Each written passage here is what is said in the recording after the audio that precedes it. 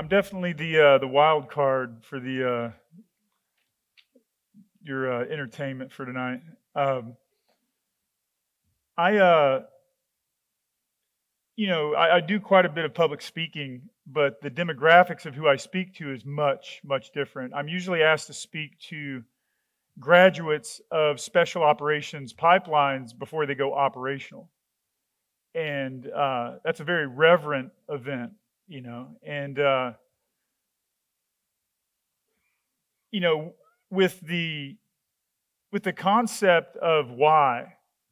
Um, that's so different for every one of us. And I'm just going to kind of go through my why. What I'd like everybody to do is if you could stand up right now, I'd like everyone to stand up, and I would like you to shut your eyes and just ask yourself, what is your why? You could even ask yourself, why am I here right now? Every one of us come from a completely different set of circumstances, nature, nurture, DNA, your will, your resolve, your intentions. All these things make up who we are, but we're all in this room right now together. All right, you can go ahead and open your eyes up. I just wanted you guys to stand up. Go ahead and sit back down. This simple why thing, it's one of those things that we rarely are deeply introspective with ourselves. And, I really feel through my life experiences, and I feel very lucky to be alive to be able to talk to you guys. I've got many of my peers in the audience, people I deeply respect. We've got Gold Star families here. We've got all walks of life. This is a very special event, and festivals are meant to celebrate, what we hold dear. And I mean, it's really an honor to be able to speak to you, to hold audience with everybody that's sitting here right now. I am a Go Ruck cadre. And who here, just by a raise of hands, has never done a Go Ruck event? Okay, maybe a third to a quarter of the people that are here.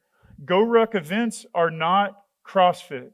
Go Ruck events are things that when people show up to get involved in these things, it's doing things that are beyond your capabilities to share the load, to share the effort with other human beings.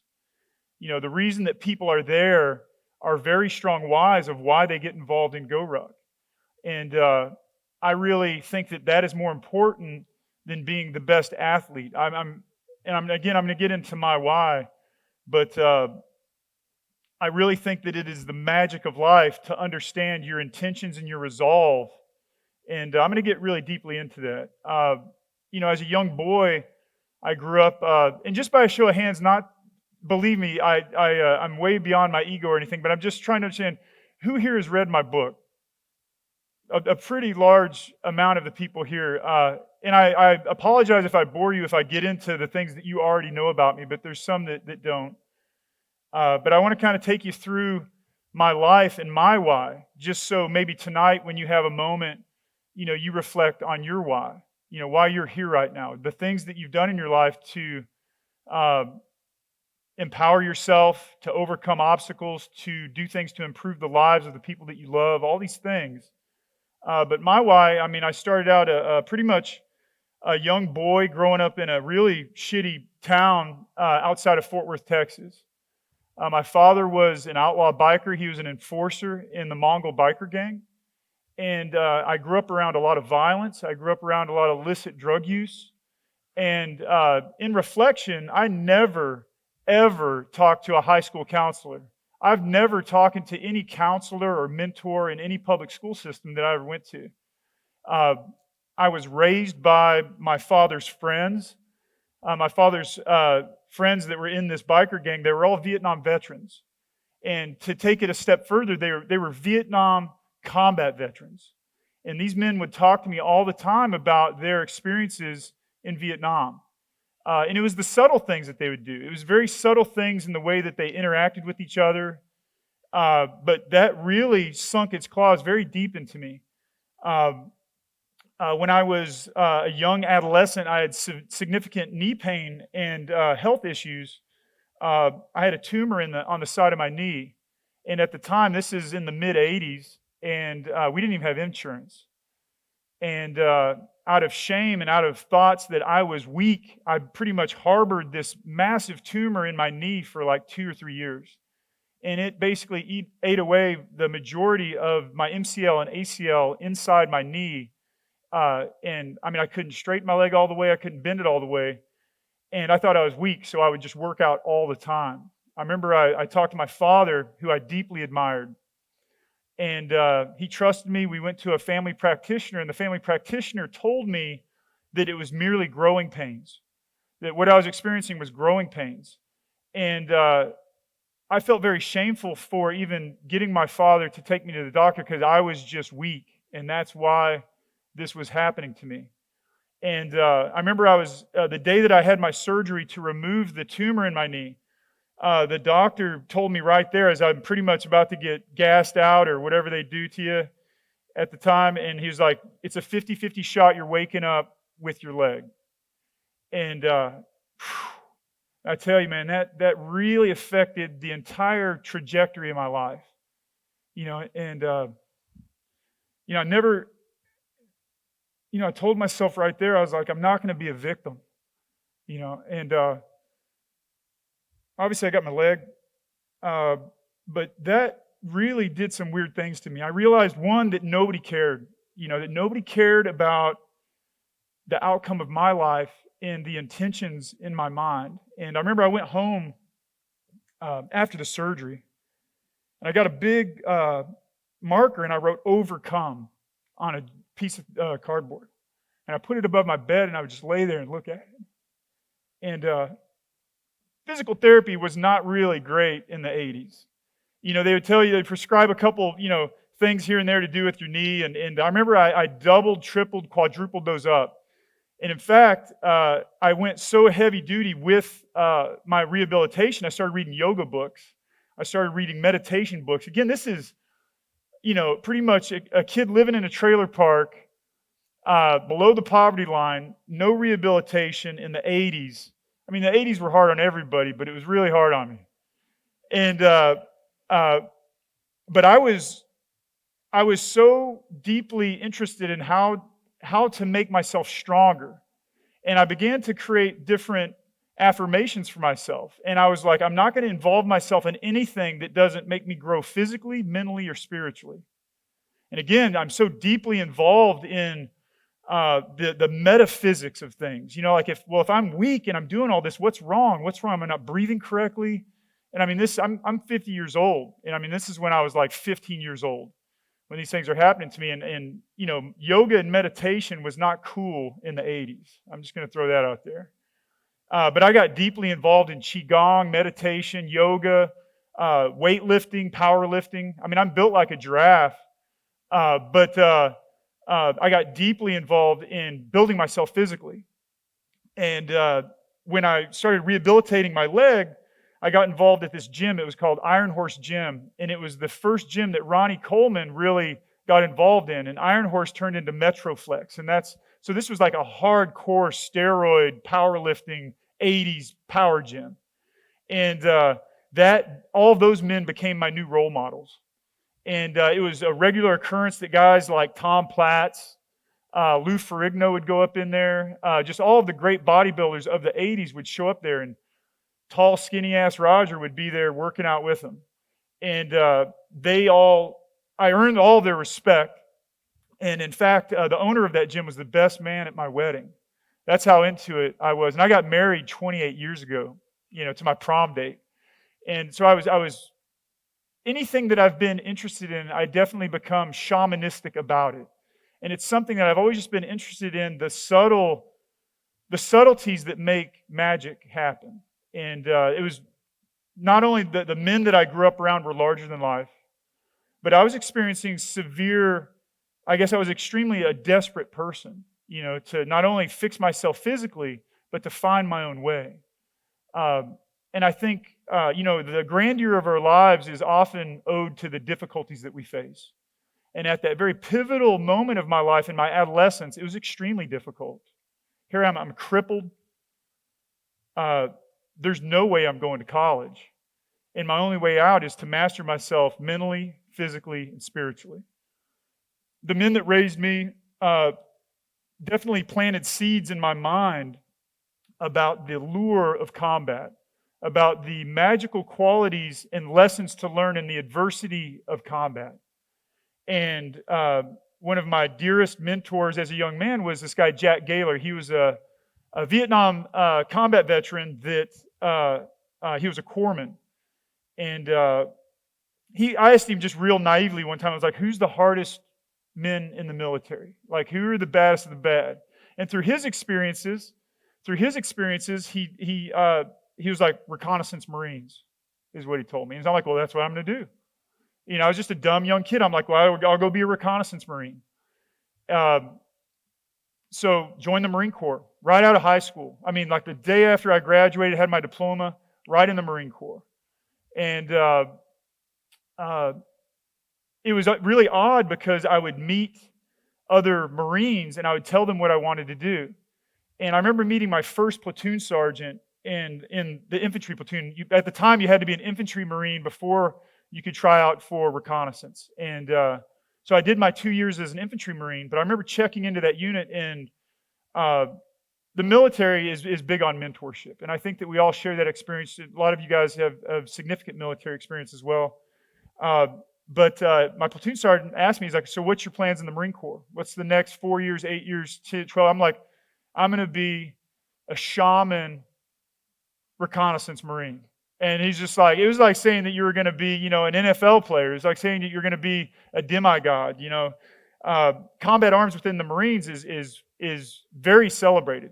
And to be a reconnaissance Marine, you're saying you're going to be one of the Shaolin monks of their tribe. But to a T, 2 years when I had that conversation with my platoon sergeant, I became a reconnaissance Marine. I did 12 years in Marine reconnaissance. A large portion of that was as an instructor.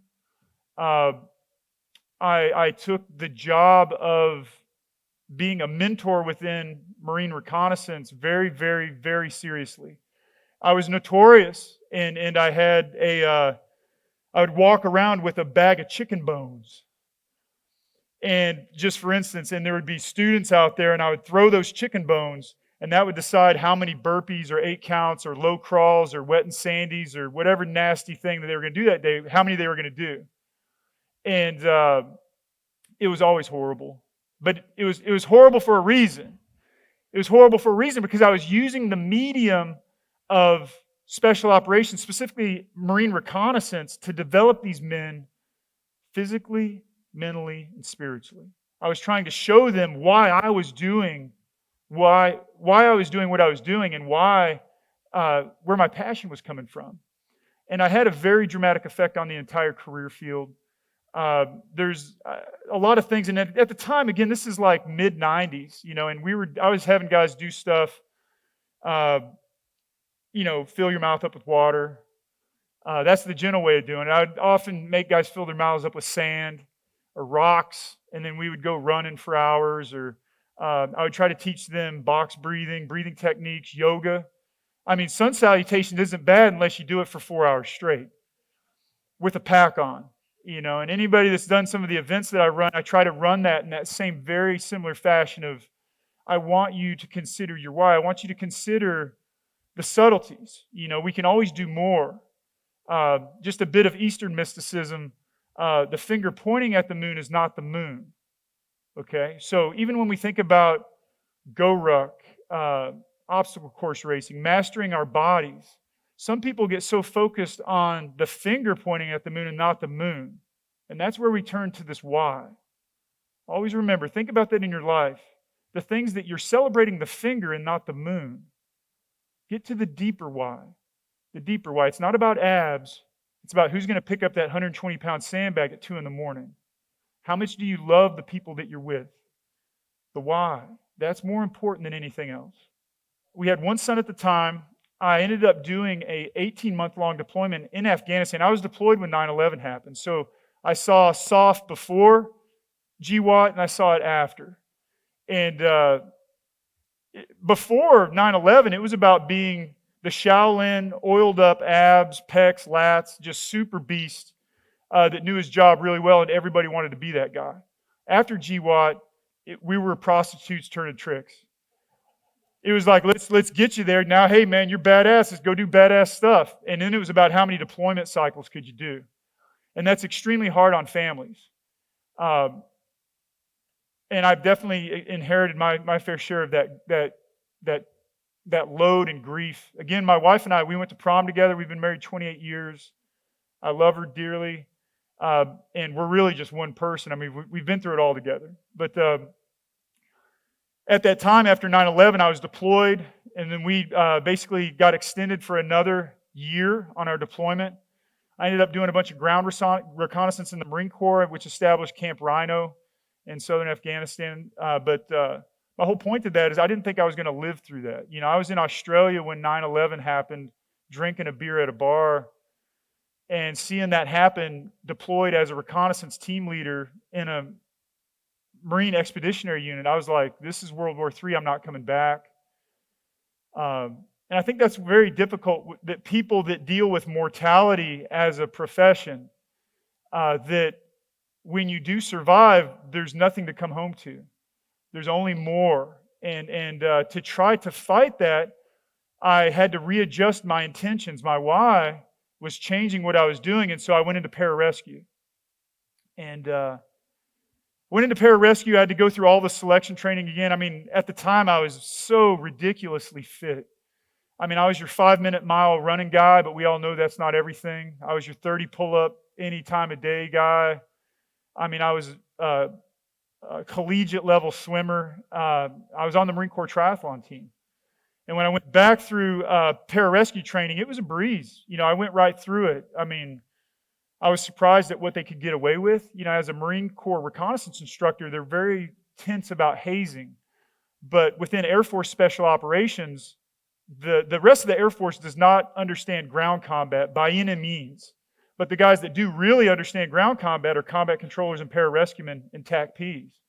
And they get farmed out. The rate at which those guys deploy is overwhelming. And that being said, the selection courses are extremely arduous.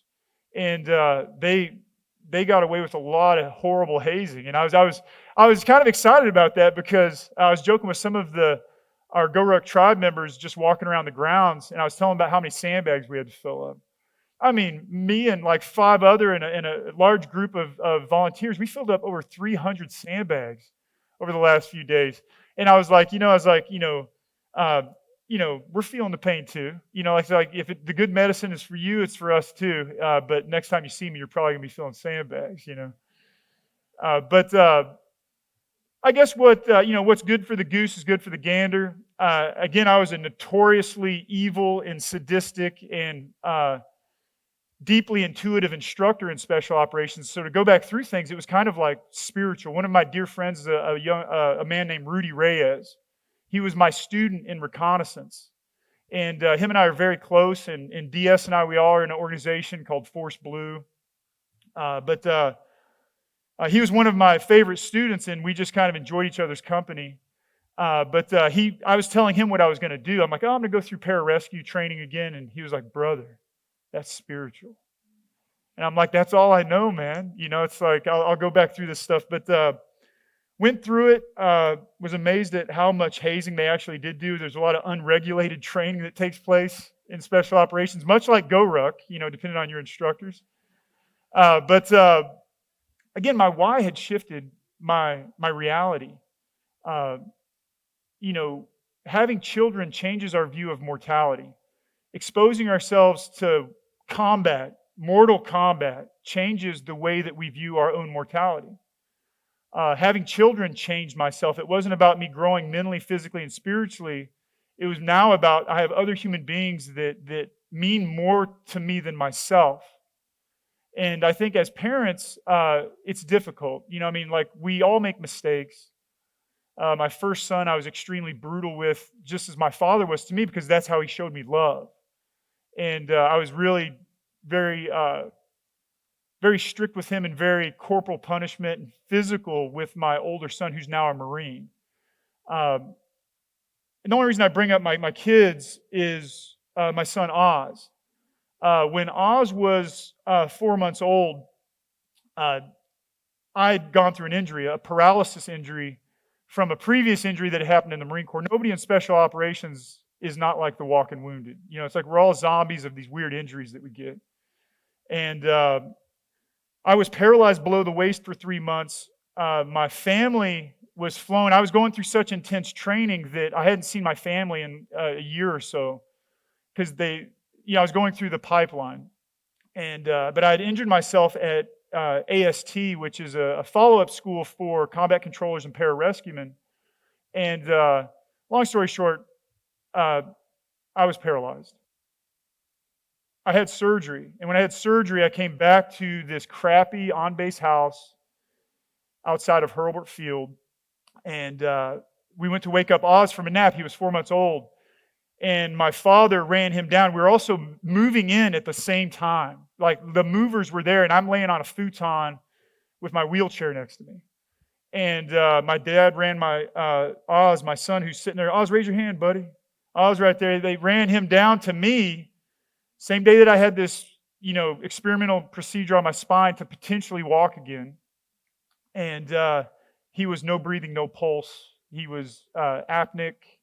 He was extremely cyanotic, which in medical terms, he's extremely blue.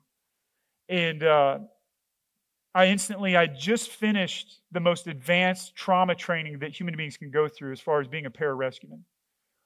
And I immediately sat up and started doing CPR on him. I did CPR on him for about 30 to 40 minutes, and he started having agonal respirations. The paramedics came in and took him from me, but they're just staring at me like, why the hell is this dude not getting up?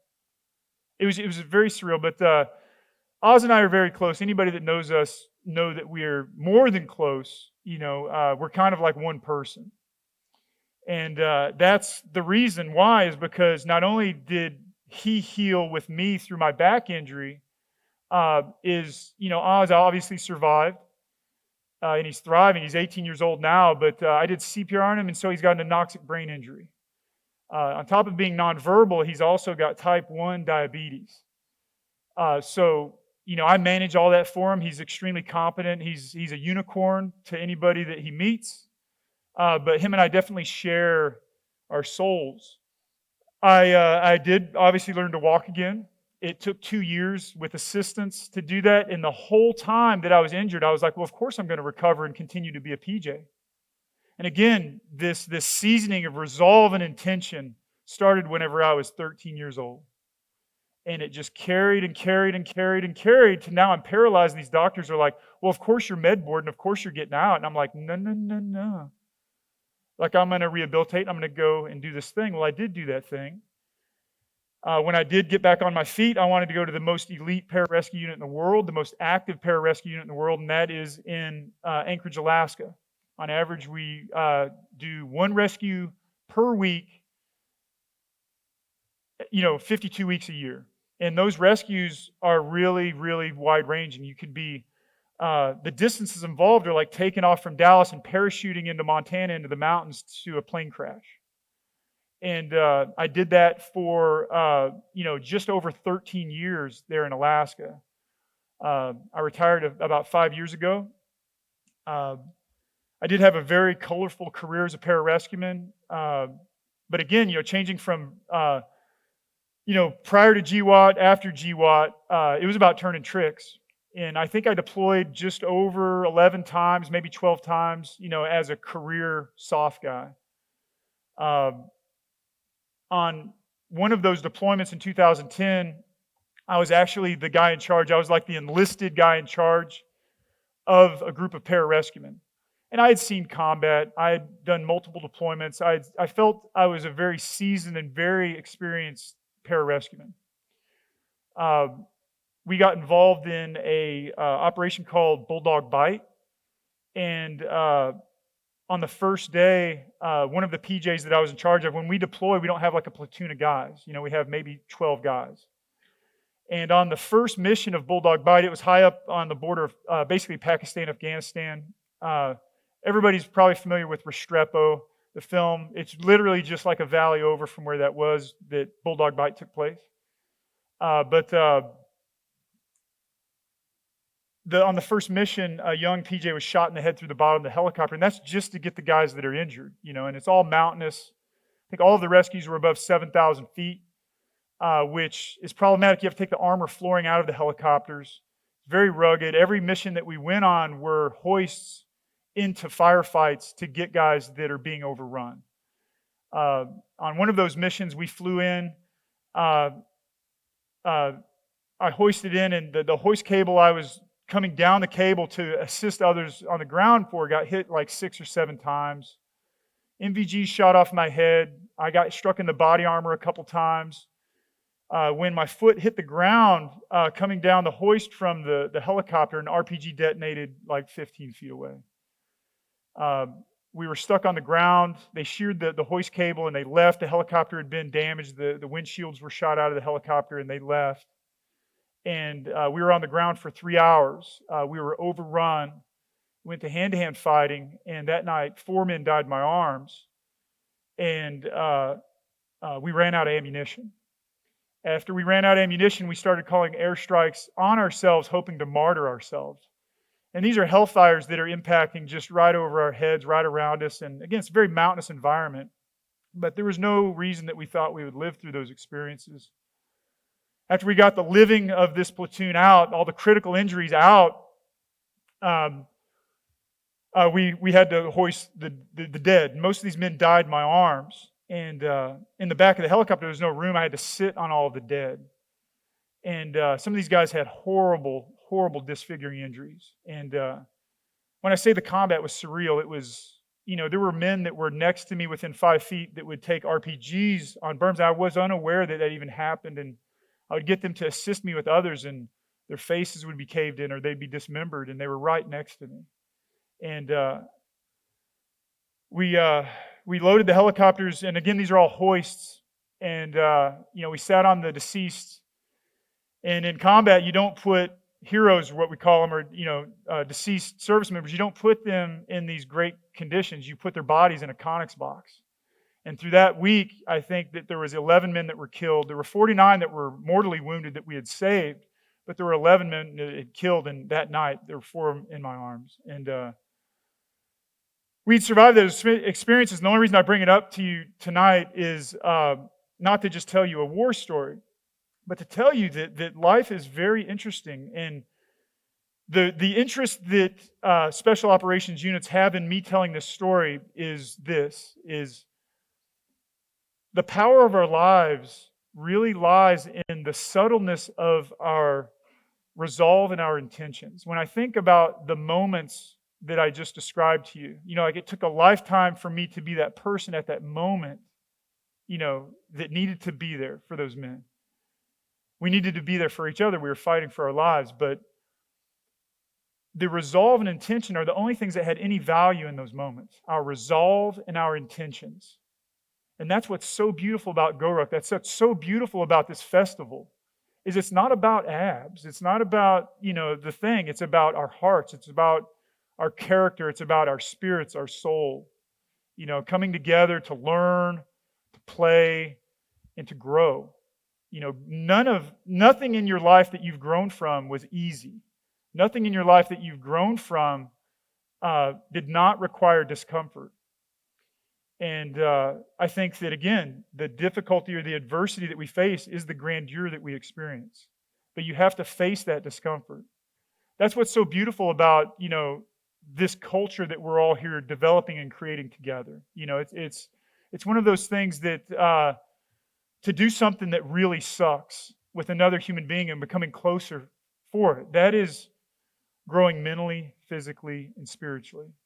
And that's why I'm here with my son. That's why I'm here with some of my very dear friends and peers. And that's why, we are all here together for this, Again, like the power, the magical power, like these synchronicities that happen to us, these odd things. I've seen many therapists for grief issues, like when someone dies in your arms, I don't care what anybody says to you, it's not your fault. They could be missing the back of their heads. They could be ripped in half. But when they die begging for their lives, you inherit that death. Like you're implicated in their death. And through, just years of being around this combat and war and grief, I definitely had my fill, and it broke me. Grief truly broke me at the end of my career. Um, but it's, we break to let the light in. And it made me much more aware of those reasons why I joined the military in the first place, to grow mentally, physically, and spiritually. And I mean, we've all done this to us, right? Like we're all here right now. You are driving your ship. You're the captain of your vessel right now. And what guides that are your resolve and your intentions. Some of those are subconscious, they're out of our control, but you have much more power than you understand. You can cultivate your resolve. That's by doing difficult things. You can cultivate your intentions by being mindful in why you're doing that simple exercise when I told you at the beginning, stand up and think about what is your why. We go long periods of time without thinking about that, but it's the most important thing in your life. The virtues develop grace. All of these synchronistic things by meeting, the people at GoRuck, by these deep connections that we have with people with shared experiences, that if we meet that with courage, that is where grace comes into our life. And not in a Christian sense. It could be in a synchronicity if you want to be Buddhist about it or whatever. It's like synchronicity or grace are always present, but we have to cultivate that through adversity and difficulty and courage.